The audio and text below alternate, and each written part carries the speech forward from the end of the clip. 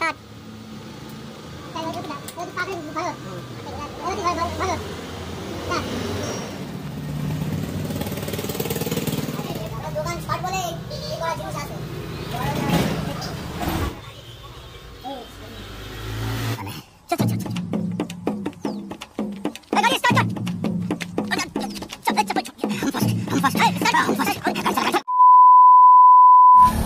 guys, welcome back to my new another vlog. Guys, কেমন আছেন? আশা করি আপনারা অনেকই ভালো আছেন। Guys, finally title trailer thumbnail থেকে আশা করি বুঝতে পেরেছেন যে আজকের ভিডিওটা কি নিয়ে হতে চলেছে। Guys, তবুও একবার বলে দিই, আজকে আমার বন্ধু দোকান উদ্বোধন করছে, যে অল ইন ব্লগার্স, তার বাপ চণ্ডীপুরে একটা দোকান উদ্বোধন করছে। তো আমরা ওখানেই যাব, ওখানে গিয়ে যা যা করবো সব কিছু আপনাদের সঙ্গে শেয়ার করতে থাকবো। তো আমরা এখন বার হচ্ছি, 3 বন্ধু দেখতে পাচ্ছ, আমার রাজিবুল ভাই, এইদিকে আছে আমাদের সাবির ভাই। তো এখানে সাবির ভাই এটা বাইক নিয়ে বার হয়ে যাব।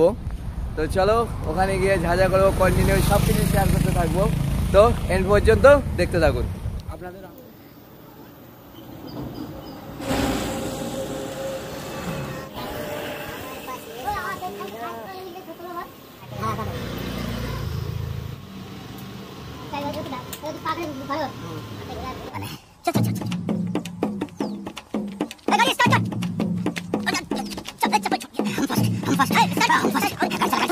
ফাইনালি দেখতে পাচ্ছ আমরা বাইকে করে বার হয়ে গেলাম। এই বাইকে করে আমরা চলে যাচ্ছি ওই চণ্ডীপুরের দোকানে, ওখানে প্রায় কাছাকাছি চলে এসেছি। এখান থেকে ওখানে যাব, ওখানে যা যা হয় সবই দেখাবো। প্রায় এসে গেছি, বন্ধু বন্ধু একটু চলে যেতে, কেননা প্রায় এসে গেছি, সামনেই দোকান।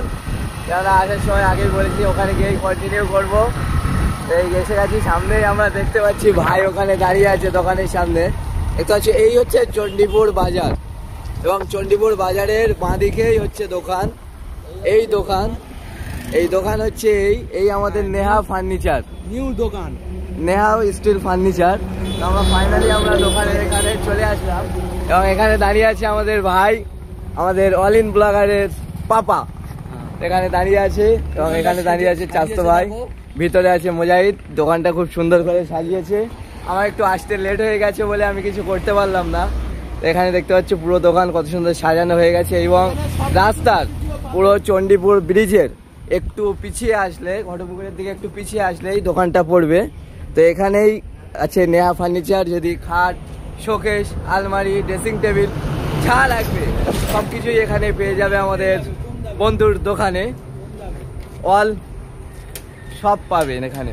তো এখানে অল্প দামে পেয়ে যাবেন, এবং এখানে পাইকারি রেটেও মাল বিক্রি হয়। এবং আমাদের সাবির দেখতে পাচ্ছি ওখানে বাইক রেখে আসছে।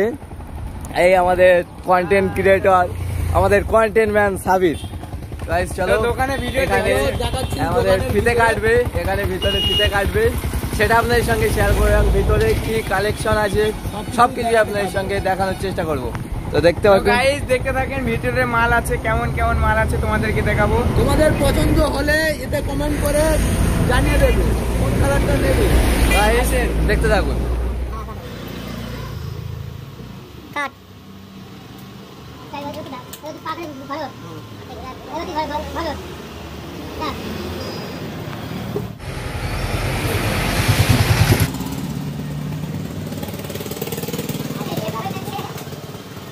ফাইনালি আমরা এখানে অনেকক্ষণ বসে থাকার পর মুজাহিদের বাপ ভাত নিয়ে আসলো, সবাই খেতে বসে গেছি। দেখতে পাচ্ছ দুপুরের খাওয়া হচ্ছে এখন। বাচ্চা দেখতে পাচ্ছ শুধু ভাত খাওয়া স্টার্ট করে দিয়েছে।